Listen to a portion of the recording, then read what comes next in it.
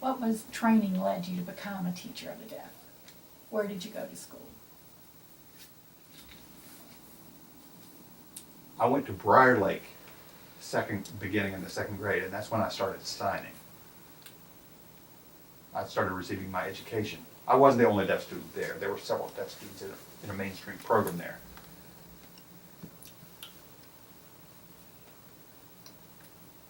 In each grade level, there were several students. So I had hearing and deaf peers in all grades, with hearing teachers and interpreters. That helped immensely. I continued the mainstream program through high school, and then I decided to go on to college. My sister decided to go to Gallaudet University, which is a deaf college. And she asked me, "Are you going to Gallaudet?" And I'm like, "Yeah, I'll visit." But I wasn't really drawn to it. And I wondered why. And I realized during my high school years, I felt content with deaf culture, but my sister and their peers, they fed me deaf culture. And when I was in high school, there were a lot of deaf students there in the high school, and several interpreters there.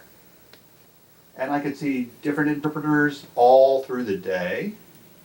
And my deaf friends were there all the time. "What are you doing tonight? What are you doing this weekend? Let's go out and, watch a movie, or, act silly on Saturday night," or whatever we wanted to. When I went to one of those friends' houses, their parents were deaf. Wow. That's when I realized, wow, the signing that goes on in your house is, like I said earlier, with deaf parents, with deaf children, there's a wealth of information compared to parents who don't sign with their children. There are huge gaps. So that's when I started to realize I wasn't really interested in a deaf college, because I was already satisfied with knowing about deaf culture, and that was already a part of me. I wanted to go where she wanted to go where she had deaf friends. So I went to Jacksonville State University in northern Alabama. And I stayed there for 5 years. I met my wife there. That school happened to have a deaf ed program. And I wasn't planning on that. I just happened to choose the particular school, and then 2 years into it,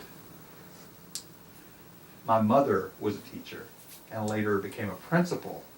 So I realized I decided on working in the dorm at a private school.